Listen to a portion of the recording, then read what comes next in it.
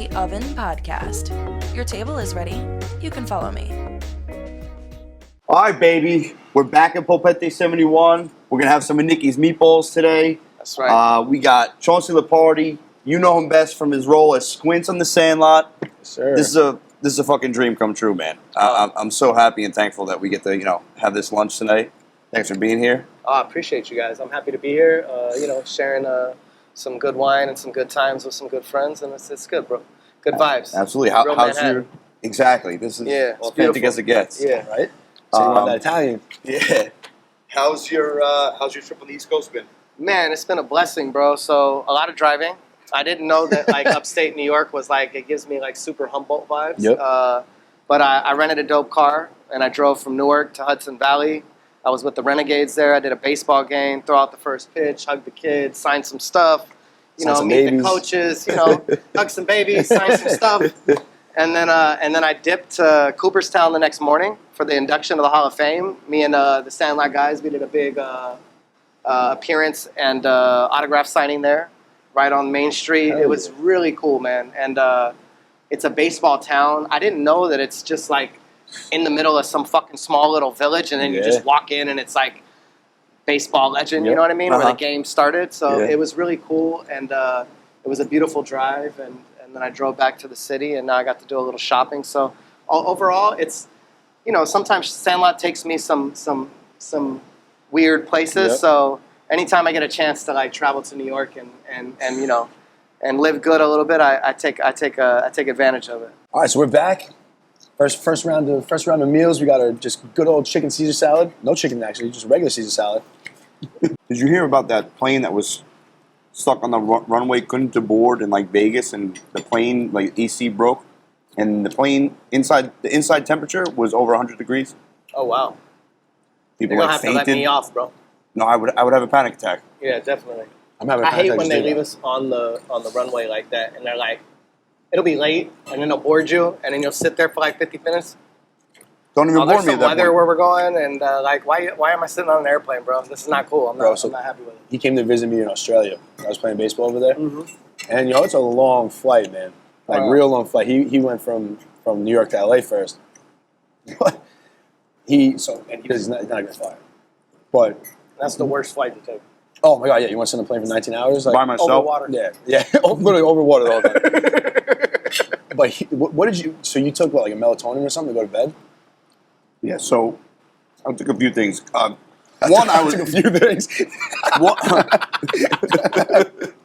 was panicking that North Korea was going to shoot my plane down on the way. Oh, wow. That was in my head the entire time. Why? Was it there was some news or something? This was back in 2016. Yeah. And I don't know, we weren't, things were looking a some little... wonky shit going on. Yeah, so... It's this will be my luck. Yeah. I'll be on the Australia flight that gets down over the Korean Peninsula. So now he's freaking out. Yeah, panicking. So I get to LA, and my thought process was I was going to take a red eye from LA to Australia, and it would be almost like I went to sleep, because I'd be tired by the time I get there. So, get on the plane. Never been on a double-decker before. It was a double-decker. Absolute packed house. Some woman, her baby screaming. She's breastfeeding. People are trying to find their seats. I'm like, what is going on? I was anxious. Anxiety was up here. Oh, yeah, I get it. So I get on the plane. I have a window seat next to two Australian guys. And I'm like, all right. So my melatonin and I took my Benadryl. And before that, I begged one of the urgent cares to give me some Xanax. I was packing. And they were like, I'll give you one of the smallest dose for the way there, one for the way back. So I took the Xanax too. And I thought I was going to wake up in Australia. You didn't. Close my eyes, I passed right out. I wake up, the lights are on, people are talking. I was like, I fucking did it. I made it the whole way. I thought it was the morning in Australia. I look outside, we're still on the ground. It's pitch black out. You haven't even left yet. I slept 1 hour, we didn't leave yet.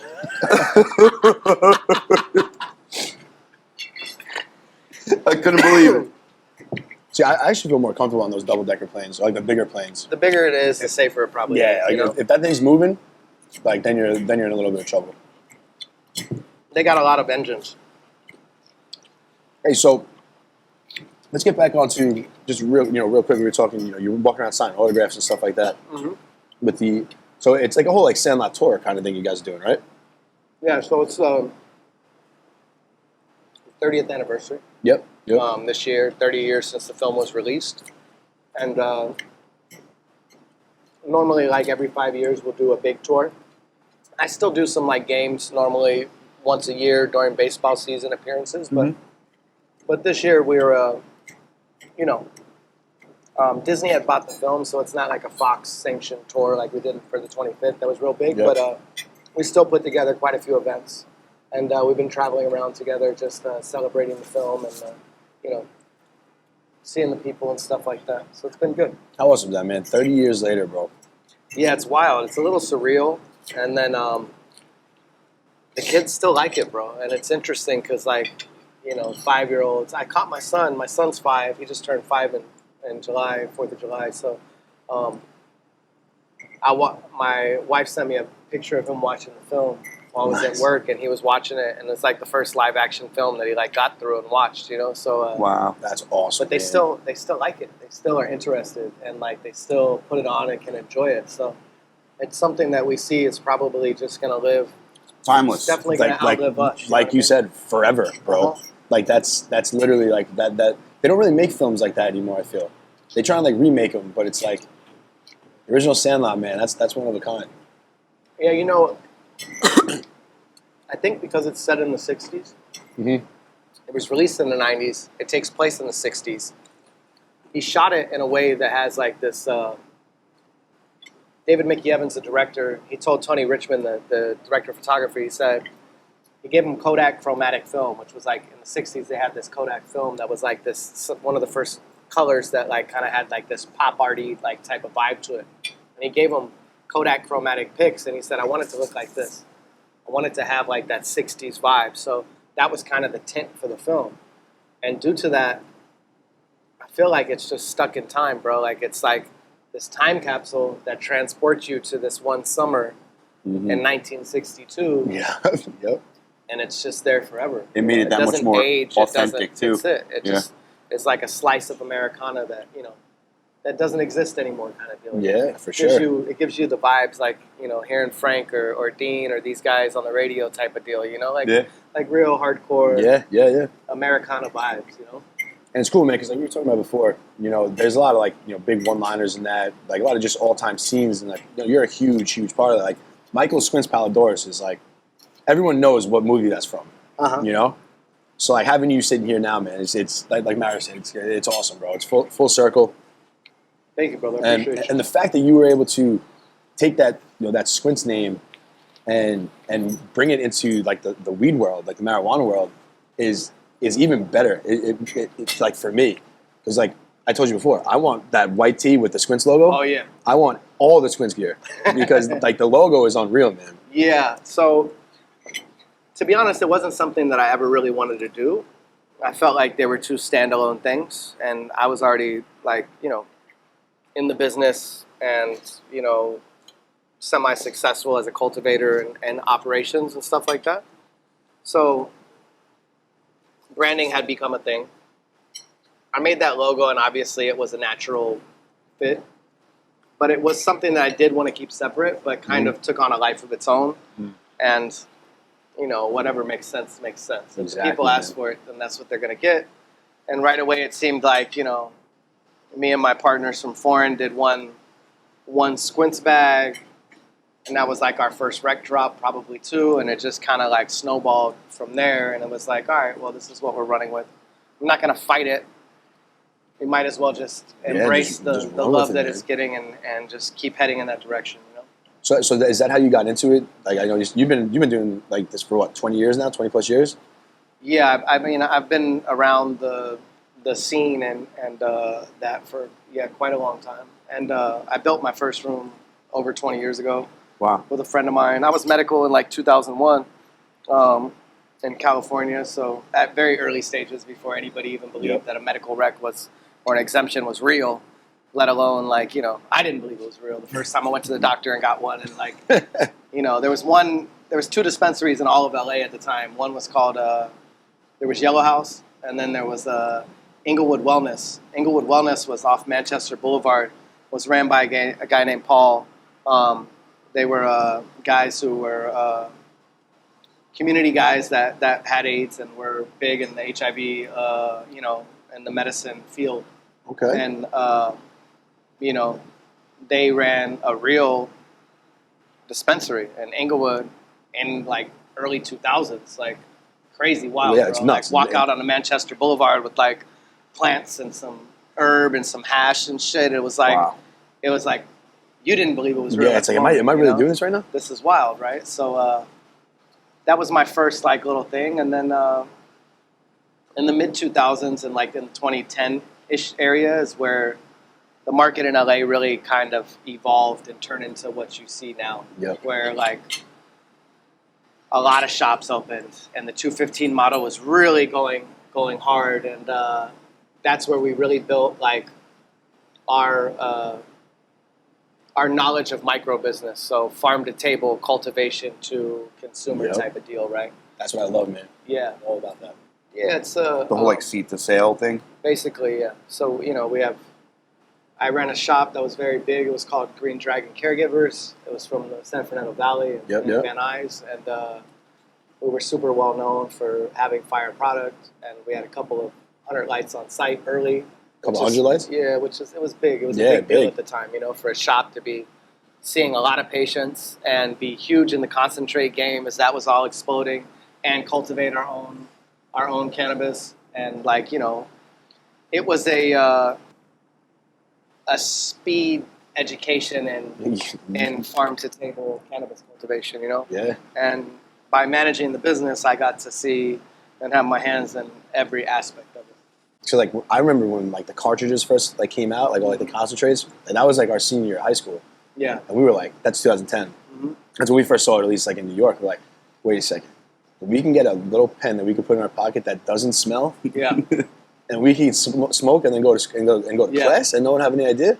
It's like, Yeah, it's holy wild. hell! I'm like, here we go. This is gonna be the turnaround Game for this changer. game. Yeah, for real. It is. I mean, the distillate,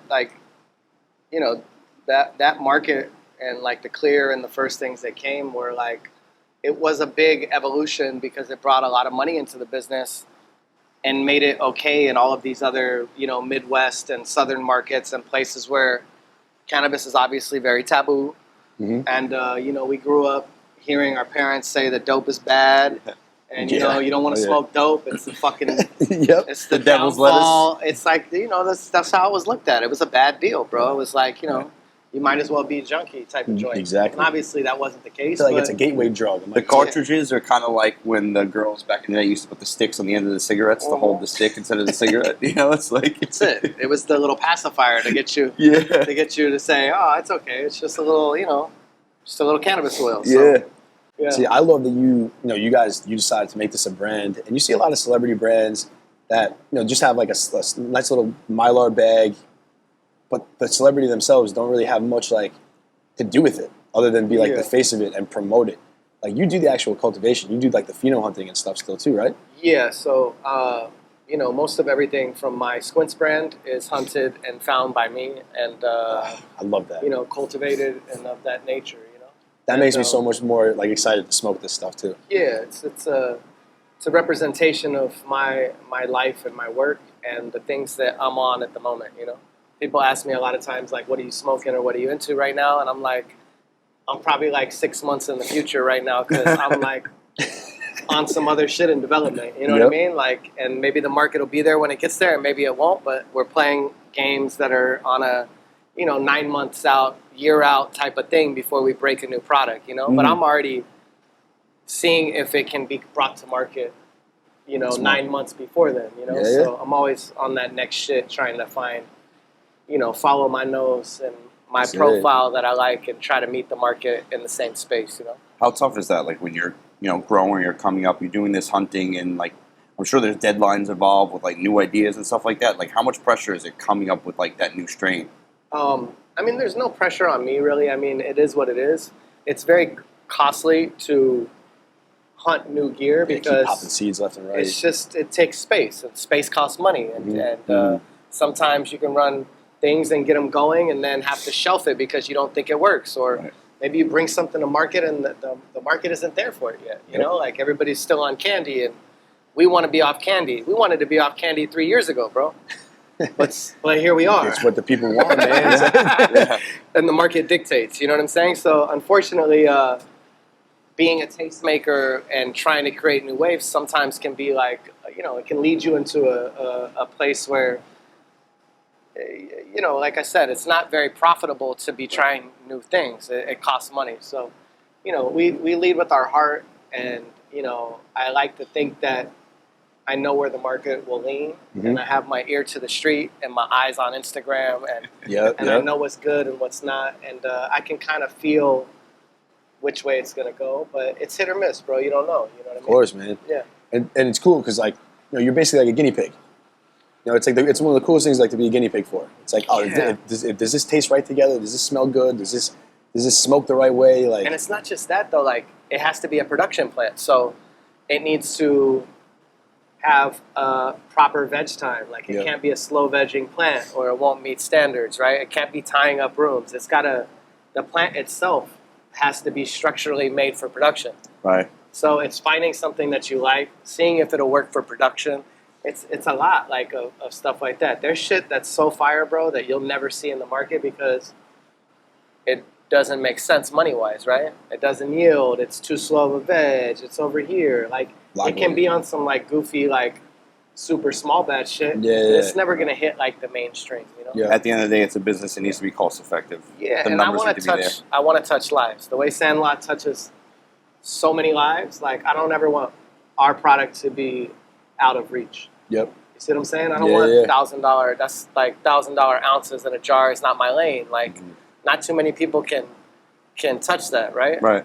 I want to over deliver on price and have you be super satisfied with what you get. And if you don't fuck with it, then what do you want us to tell you, bro? It's not like you went out of pocket for it, so it's all good. You know what I mean? Yeah. But it's exactly. I want you to be. I want to over deliver and to touch as many people as I can. Right? It's all about keeping that revolving door, man. Once one person likes it, and the big thing now is obviously we said branding too. Everyone wants something that they can just take their phone out and put on their Instagram story. Of course. Put on their Twitter, and it's like that's what you guys are doing. You're putting out these buds, these flowers. It's art. It's literally That's how art. I look at it as just art. Like, I get to do dope shit with dope people. My big homie DJ Muggs from Cyprus. That's like one of his sayings. It's like, just do dope shit with dope people. Do cool shit with cool people. Yeah, literally. And like to have a collab with Westside Gun, or to do things with my artist homie Isaac Palayo, who's like, I feel like is the best artist of our generation right now. It's a fucking genius. Like, it's dope to like create art with these people that like I'm inspired by, and to have it be a mutual thing, right? Organically, not like organic, man. let me do this to try to drop this on the people, and it's not about that. It's about this thing coming together naturally, and then us making something cool. And it's cool to have an idea, and then like from the garden, like, oh, I fuck with this. Okay, cool. Oh, it's gonna make production. Okay, here's the idea around why and what I'm gonna do with it, and then to bring that into the physical from a thought and hold it in the bag, and then see the people respond to it. Is like, that shit gets me like, it's going. Yeah, bro. It gets From me here like, to here. Like, that's it. But it also makes you want to just keep doing it too. That's it. It's like a can't light, get comfy. dog, like a moth. I just want to just like boom, boom, boom. I just want to be next. Yeah. But It's like within reason, obviously, because you can't just bombard it either. But naturally, I do want to be on the next shit, right? Yep, Like, okay, always. I got an idea about this now. So it's like I made this one work. It's like, no, I can definitely make this one work. The creative side is a beautiful thing. Yeah. And I think of it as art. Exactly, and like, it almost doesn't. I want the bags to be collectible. That's the biggest. That's the biggest. You know what I'm thing, saying? yeah. People You love smoke stuff. the flower, and the flower is fire. It's I like want today. you to come for the flower, but I want you to be like, damn, this is dope. Yeah, I want to see people making media with it. More than just Marketing the in flower. themselves. You know what I'm saying?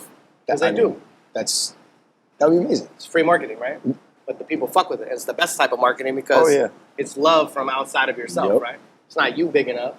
Yeah. It's just That's as organic as it gets. So we at Green Dragon, we used to have like a slip when new patients would come in, and it would be like, how you hear from us. And the bud tenders would ask people like when they walked in, like, how'd you hear from us? And I was serving this dude. He walked in off the street one day, and he says, "Yo, how'd you hear about us?" And he said, "Your name is known in the streets." And I said, "My G." That's what I'm looking for, because man. this is like, there's no better compliment than that, right? Right. Is that like if the streets are with the take care of the neighborhood and the greater cannabis culture is responding to it well, then we've done our job well, you know. Exactly, man. Like when the streets know your name, like that's when you become a household name too. 100%. You know, like, and that's obviously that's what you want. I want the people to be like, nah, you need to go fuck with Foreign and Squints, or you need to be at Green Dragon. That's where you need to go. Exactly. It's like a shopping list. Like they go to Stop and Shop, get their shit done, and then they come back, and it's like on the way back, like, are we gonna stop at Foreign? Like we got to pick up our shopping list from here too. Exactly. You know, like that's really.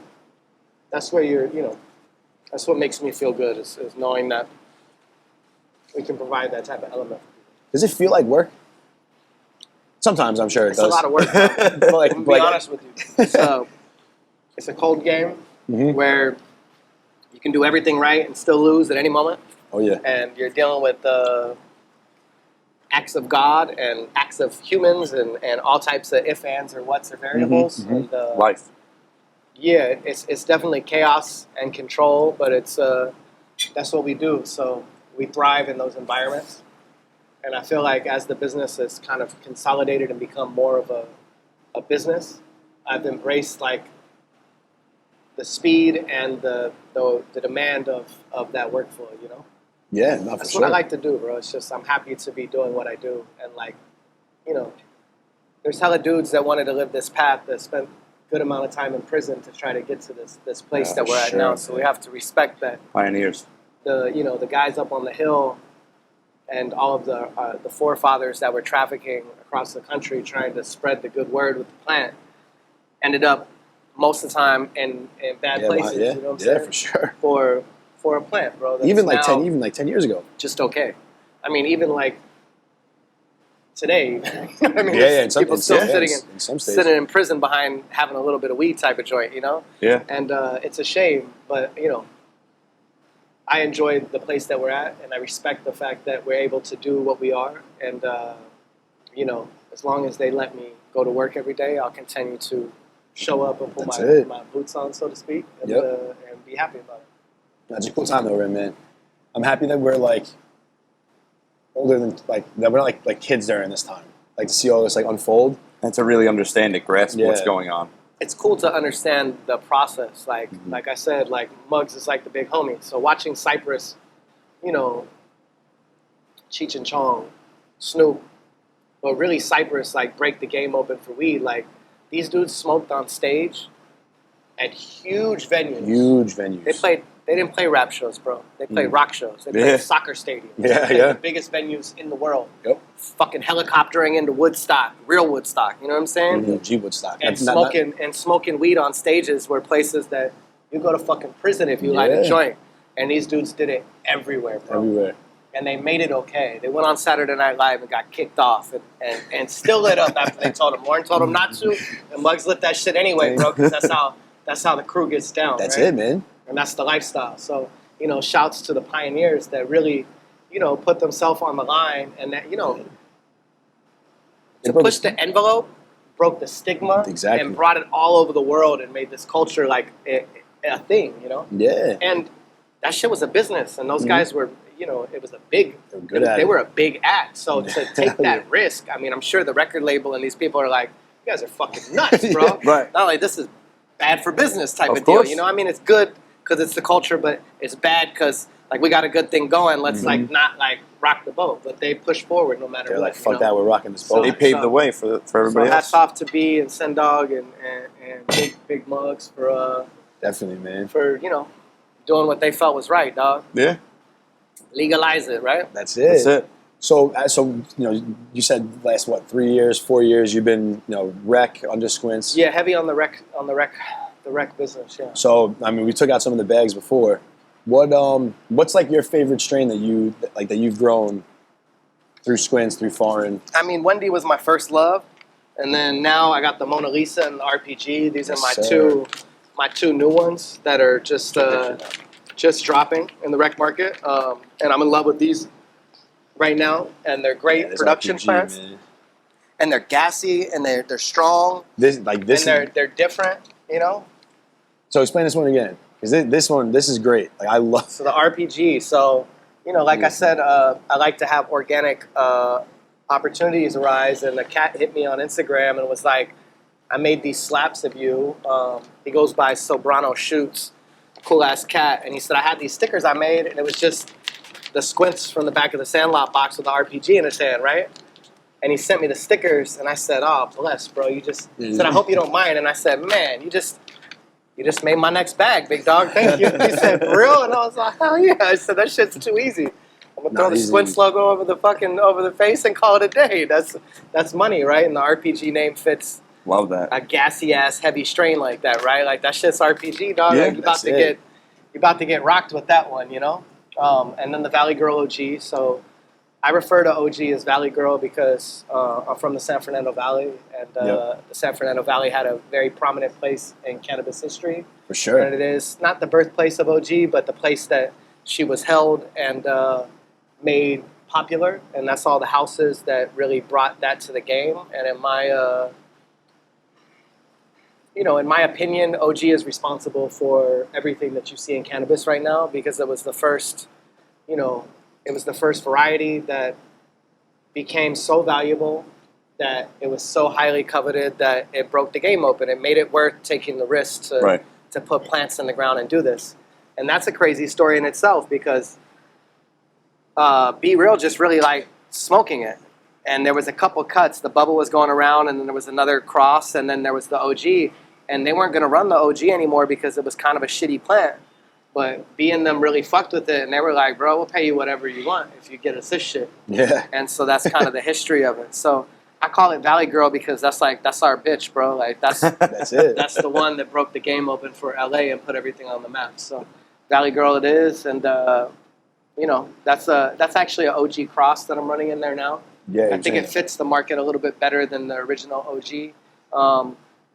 It's more presentable. It tends to get a little color, but it still has the gassy, like sour headband OG vibes that like punch you in the mouth type of joint. So, so it fits. It checks the boxes for the retail market now, Definitely. and I'm happy with it. All right, so we're back. We got Nikki's famous meatballs, best meatballs in Manhattan. Actually rated number one. Not just in Manhattan, number one in 5 boroughs. That's right. What makes them so special? And they are delicious. So actually, everything in these meatballs is actually Nikki's mom's recipe. Really? Which is awesome. So he took his mom's recipe and kind of ran with it, and they've been he's been on like Good Morning America, a couple other like news stations, and actually made the meatballs like live with them, and they like I love that episode because you see their reactions are like, oh my god, like these actually are the best meatballs like in the 5 boroughs. So, being that it is Hall of Fame weekend for the MLB, the induction ceremony this weekend, I'm glad you got to experience that up there. Yeah, it was awesome. I got to ask you, though, does Barry Bonds deserve to be in the Hall of Fame? 100%. 100%. I love that, baby. I love it. I love it. And I don't even really like Barry Bonds. Barry Bonds is my favorite player, and I'm a Dodger fan. Wow. But he 100% deserves to be in the Hall of Fame. So does Pete. Oh, Pete, absolutely. 100%. Absolutely. He didn't even bet. He didn't even bet. Not on it. He bet on his team. Yeah, Get the fuck out of here. Kidding me, bro? Like he should make more money for that. Exactly. Like, Yeah. makes no sense. This motherfucker was out there putting it on the line for real. I love that. I think that I think that the McGuire and Sosa and Barry Bonds era was actually good for the game. It was humongous for the game. It was my childhood. And it it put people in the stands, and it brought another generation to baseball, which I feel like was fizzling at the moment. Put some baseballs And in I the think stands, to too. put asterisks next to records, regardless, is like, bro, I don't give a shit. I think that men in general should be on performance-enhancing drugs. We say it all the I time. think Bring they back need to steroids. they need to put, all these politicians and everybody else needs to be on a little T-dose. They all start acting a little bit different. We got a complex of men that aren't comfortable in their own skin, and I think that, look, for football or a physical sport, I get where this could be an issue. Yeah, you may draw But, a little line. But whatever, man. Whatever it takes. Anybody and anything is always looking for an edge, and that was the era where it wasn't like nobody wasn't doing it. Uh-huh. It seemed to be across the board like it was a thing. So that was just the time in baseball. So It adds to the show, man. I'm sorry if you don't agree, but to me, I feel like the guy put in and had a fucking crazy career and did some things that nobody will ever do again.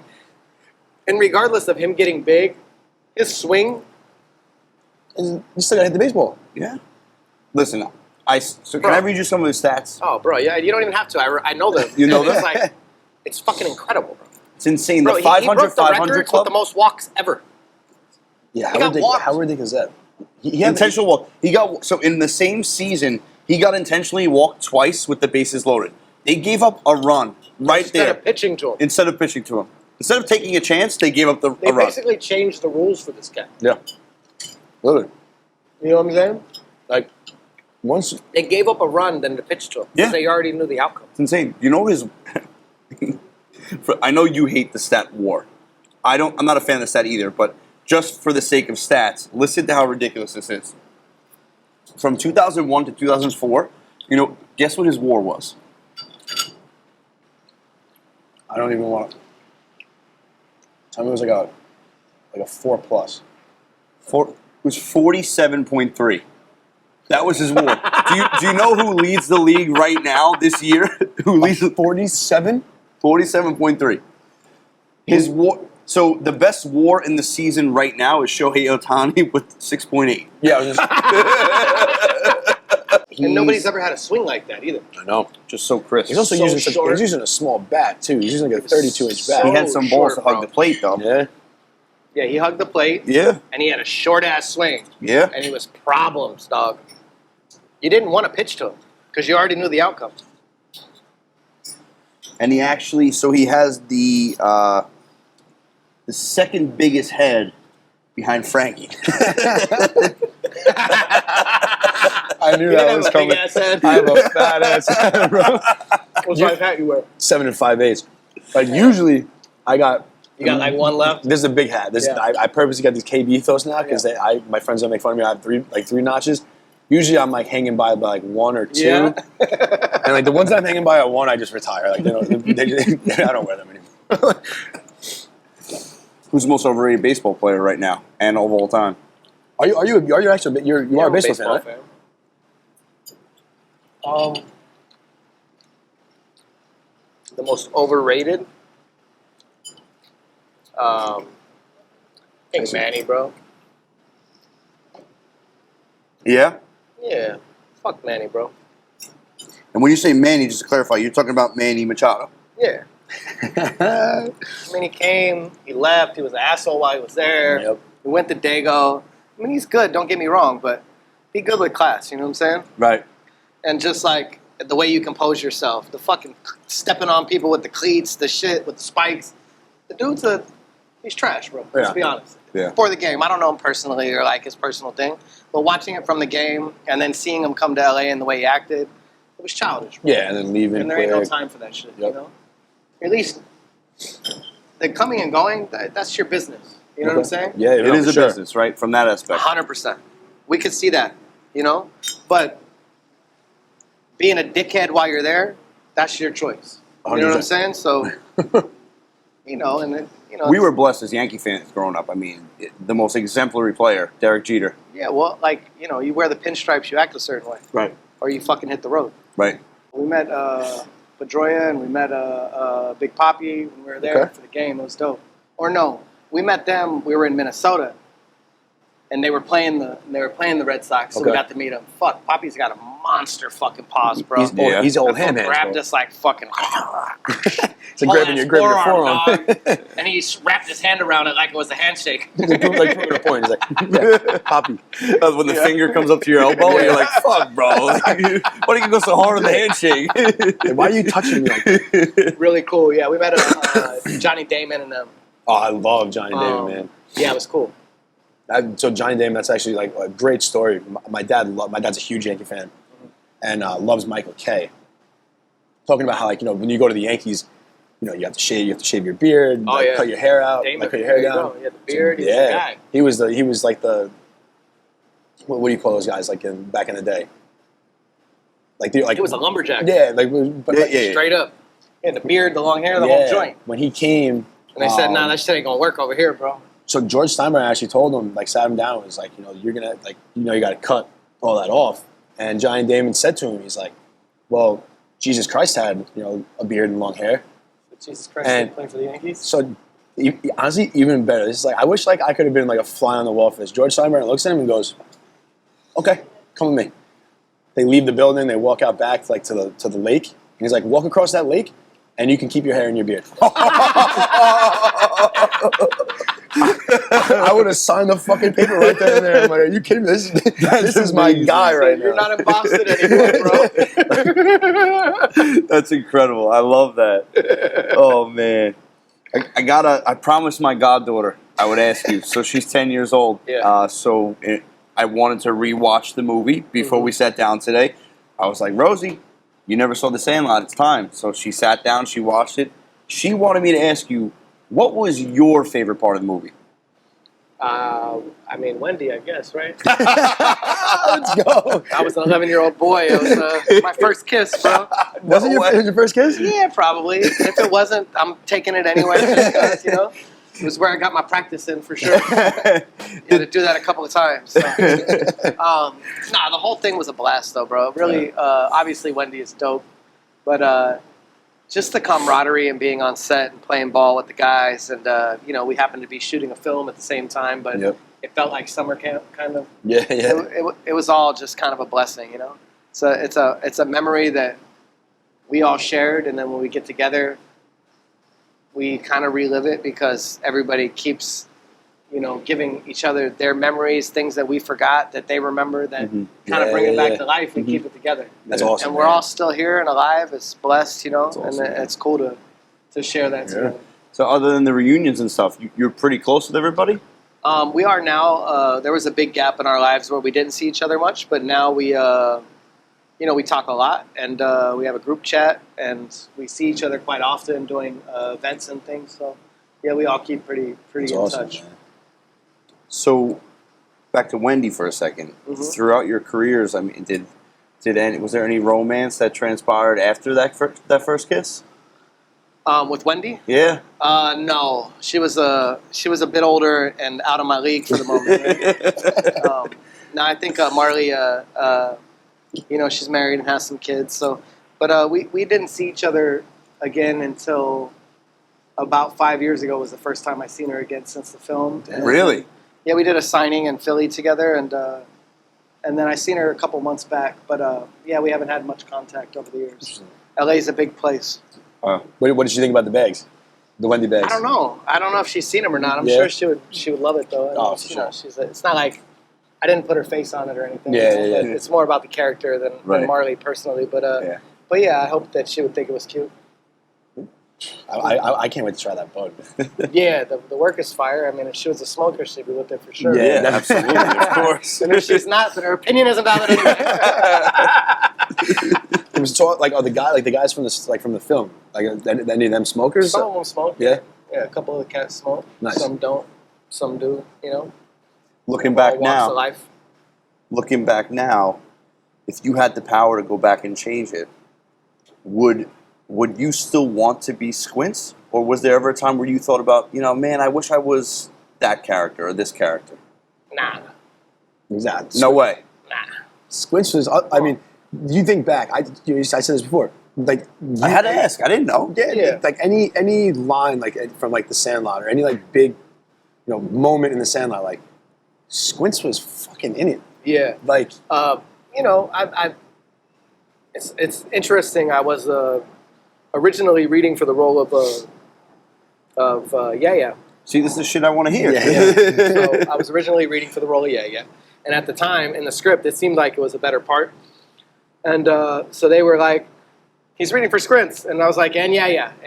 My mom kept making me throw that in there, you know what I mean, to let them know. But I donned the glasses, and the rest is history. And I think that it worked out the way it worked out. 100%. No regrets. No regrets.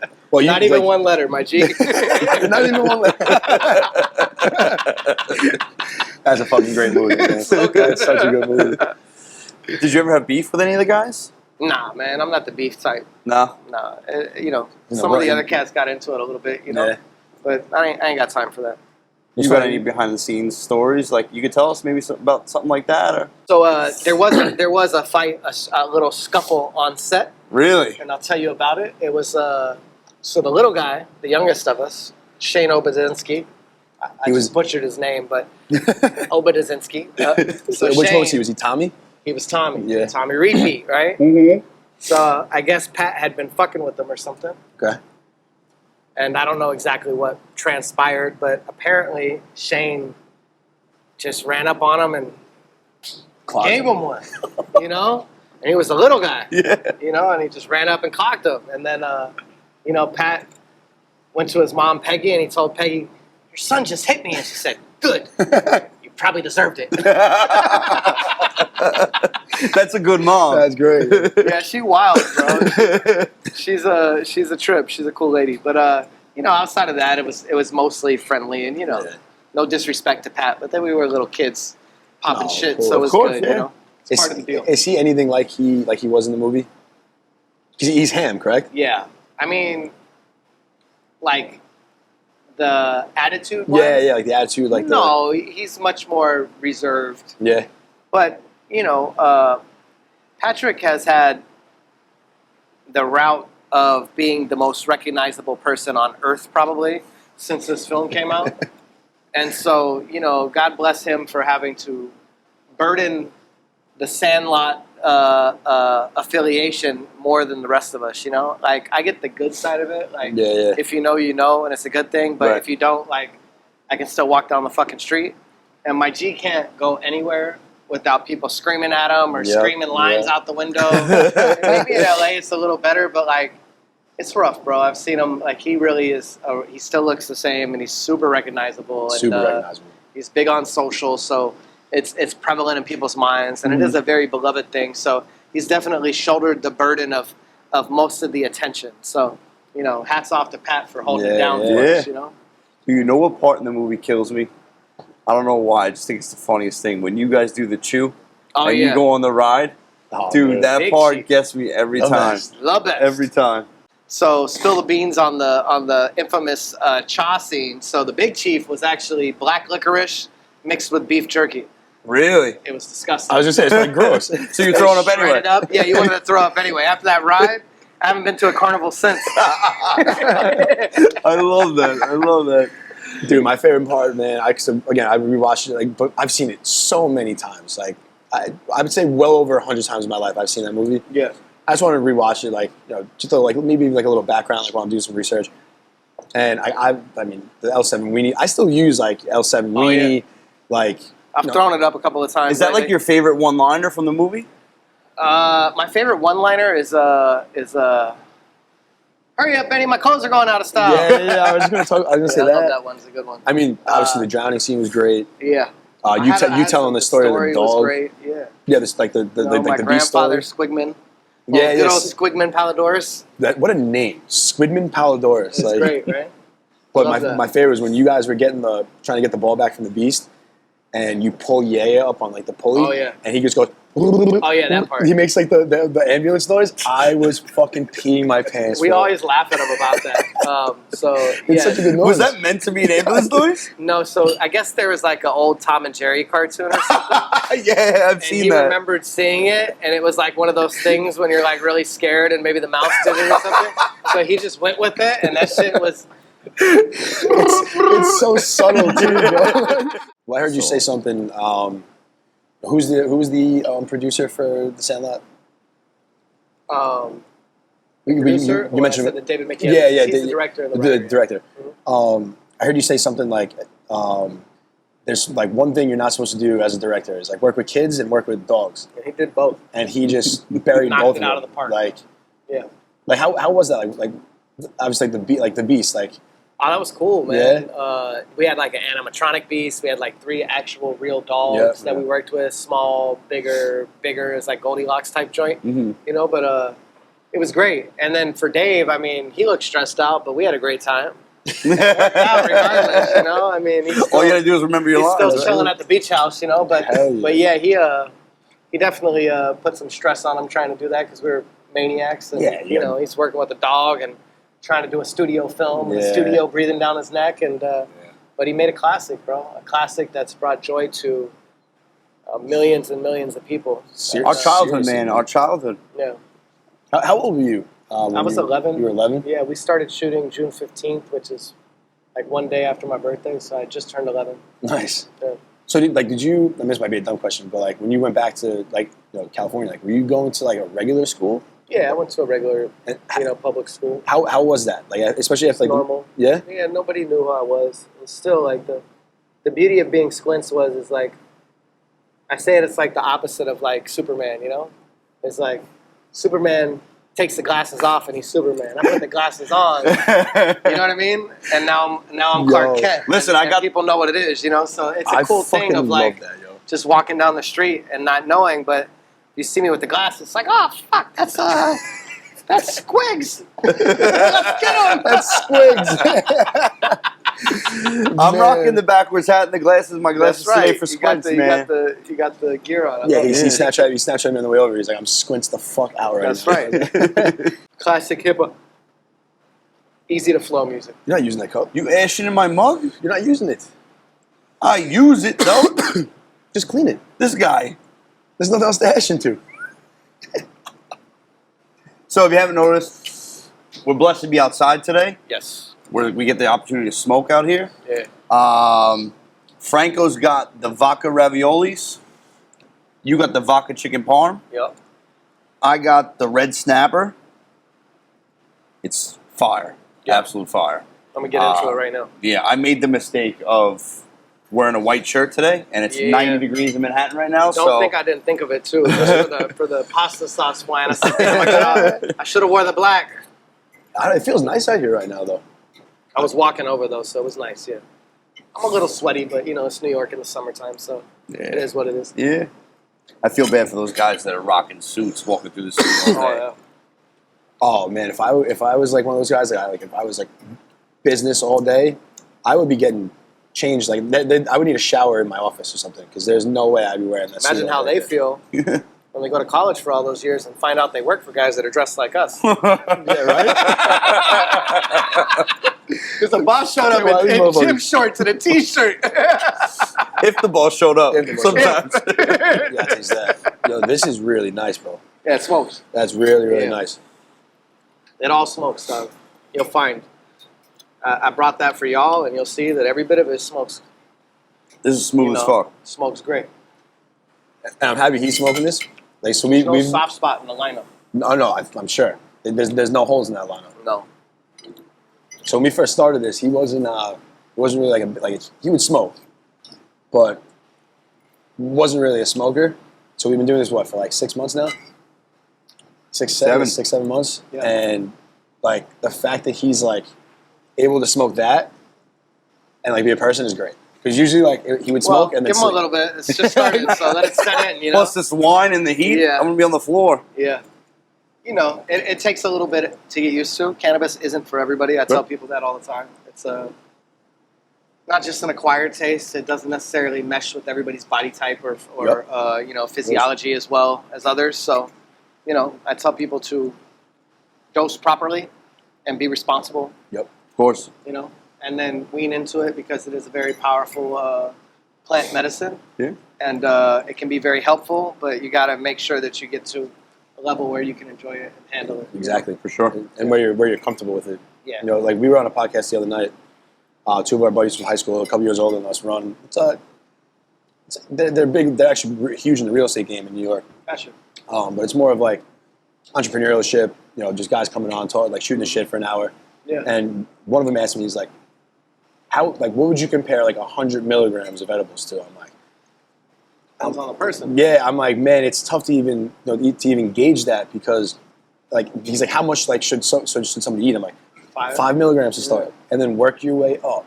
Yeah. If you build, you know, if you feel nothing off the 5 in an hour, okay, try Start another with a little 5. 5 milligram candy or like those little Kiva terabytes of Yeah. blueberries. Yeah. They were great doses for people because, you know, a 100 milligram dose to somebody that can eat a Corova Black Bar, 1,000 milligrams is nothing.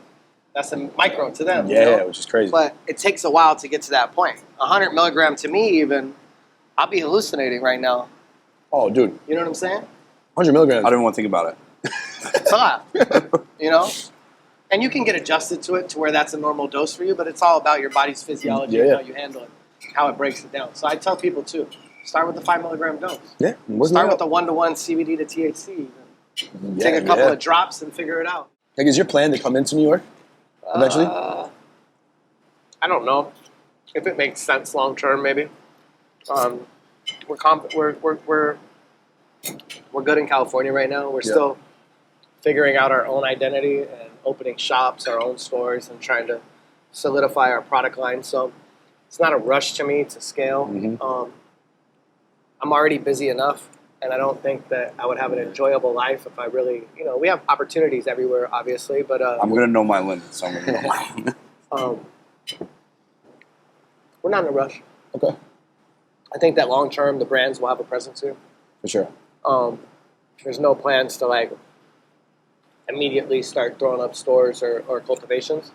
Like I said, we're go with the flow type cats, and we're still finding our place in California, and that's plenty to do from there. So, Oh, yeah. you know, and I want to enjoy my life too. I don't want to be. I mean, when is enough enough? Right. You know what I'm saying? Like, at what point does it not become enjoyable to like? I mean, look, John D. Rockefeller said that, you know, to build what he built, he sacrificed his life, all of his friendships, all of his relationships, all of everything. He's quoted as saying this, that he paid a sacrifice to be who he was, and to get that his children probably and the people that live past him, like, but we all pay a price every day to build, to go in a certain direction. As I'm building this way, you know, I'm sleeping some other area in my life. So finding a balance and enjoying my family life. I have 4 kids and a wife, and I want to be able to still travel and enjoy it and live a blessed life and make sure that they have everything they need, but still find a balance to enjoy it, you know? Yeah, no, I totally get that. Like what you said, enough, right? When is enough enough? And, you know, some people just, it's a blessing and a curse. Some people. Is it about the trophy? Is it about building? Yes. I mean, hats off to Elon Musk that literally works 80 hours a week to build the things he builds because he feels like it's good for humanity. And obviously none of those businesses would be what they are without him. Yep. And, but that's his path, you know? And I want to, I've been working since I was 6 years old, bro. I should have been retired twice already, you know? I feel like at this point I'm like, you know, successful in a couple of different things. For sure. And you know, I want to enjoy the fruits of our labors as well, and try to find a balance. At 6 years old, with movies? Yeah, I started acting when I was 6. When you were 6? I've been on the grind or on the move for, you know, almost 40 years. And it's like 30, 35 years. You know? Man. It's a lot. It's a lifetime of work for a lot of people, you know?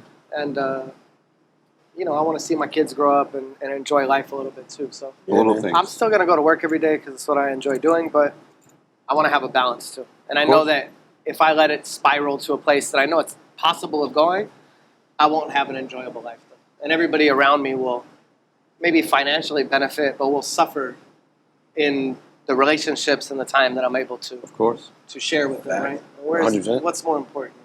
Yeah. To me right now, being there for my kids and having a comfortable workflow that I can, you know, turn off and on when I want at my leisure is what's best for me. And good for you to be able to foresee that and to know your limits. You know, some people don't understand their limits, and I feel bad for the people who constantly feel like they're not enough.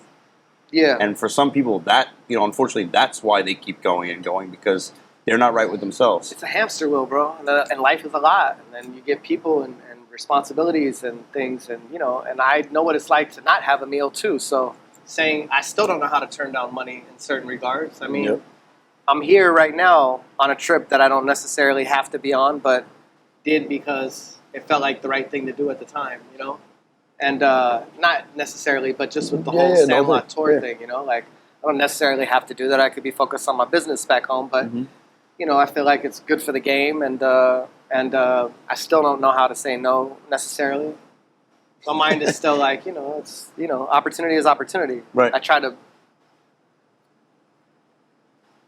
to build the most I can off of each opportunity that comes my way, and know that there's some type of something bigger. You know, we now chopping it up, and maybe there's something that comes of this long term. For sure. You don't know. Things are. You say yes in Yeah, life because exactly, when things man. are presented in front of you, I know that you know, what do they say? Man plans and God laughs, right? Yeah. Yep. Yep. You know what I'm saying? So Yeah. Couldn't be truer.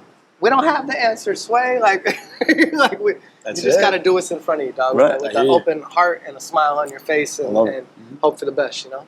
That's it, man. Seriously, I love that.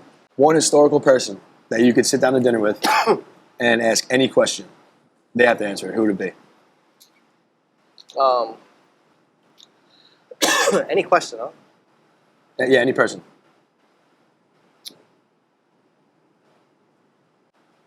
Just one question, huh? No, you can answer it. So you sit down Just have like a dinner yeah, party yeah, with them and just get like to this. chop it up. Yep. Other than us, obviously. I mean, I guess I say Jesus in this regard most of the time because my man was kind of the, you know, the greatest living character of all time, so to speak, or the most, you know, his book sold more copies than anybody else. Sure did. Sure fucking He did. seems to be the focal point of it. You know, scoreboard is scoreboard. Yeah. But, you know, I don't know how people feel about that or whether this cat really lived or if he didn't or not. But, yeah, man, I mean, you know, I wouldn't mind chopping it up with the homie and feeling how he felt about current events, I've never even like really thought about how he would approach Yeah. the disgrievances of humans and the way we treat each other these days, because he was a very loving figure and spoke from a place of lifting people up Right. and talked to the common man. Selfless. Yeah. A selfless outlook. Yeah, you know, everything was for the next life type of deal, you know, Right. and trying to make things better around them. So Yep. I think that would be a cool dinner combo, right? For sure. Obviously, couldn't have a dinner with somebody that was less judgy. No, for real. My I don't man, even know where to you know, start. my man bore, you know, died for our sins. What else is there to say, you know? We need to talk about the music video, dude. Yeah, Honestly, my rap debut. dude, and you fucking killed it, dude. Yeah, I love hip hop, and Obviously, know. Logic, Eminem. yeah. So you know, I'm at work making a mix one day, and I get a phone call, and this guy Joe that books me for gigs here and there or whatever, and he's like, "Man, I just got the weirdest call from Def Jam." What? It's not something you hear usually. You know? Where were you? I was making a mix at work. I was in my warehouse, Oh, yeah? like literally fucking making a mix for a room. You know what I mean? Like making some water for the day. Great, dude.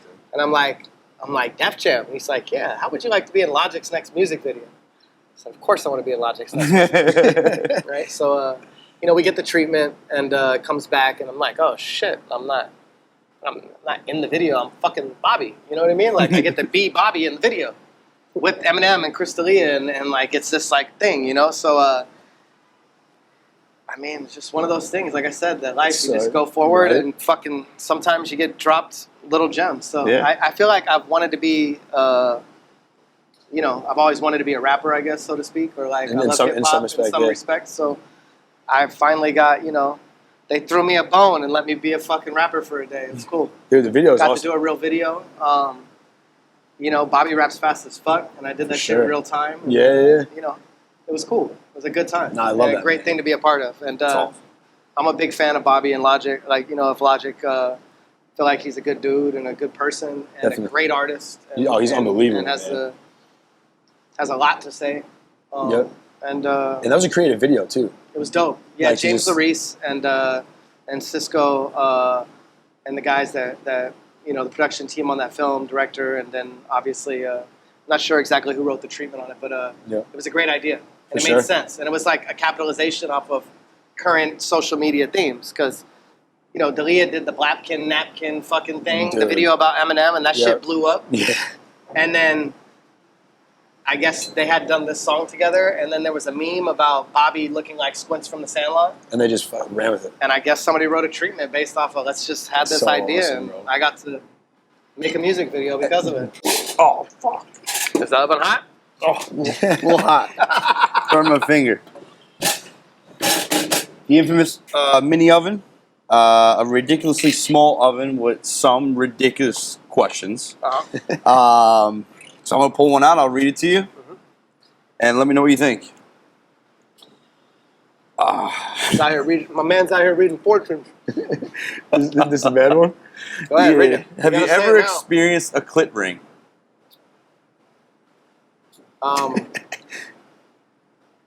Interesting question.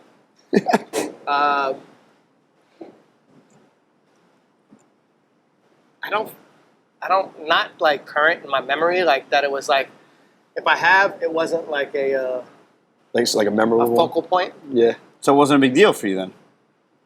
I want to think that I probably have, but I just don't, I don't remember.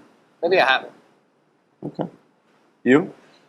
I don't know. I love that like the guest always answers first because like they just come gotta out think about they it? just come out of left field. But then I get more time to think about it. I'm sitting here like, I don't think I ever had that experience. I mean, obviously he has because that's why it's in this oven. Yeah. Did you get hooked or something? What happened? No, so honestly, I almost chipped a tooth. Ah. Yeah, I was eating her out and she had a clit ring and it hurt my Gotcha. tooth for a Flicked second. ya? Yeah. Yeah.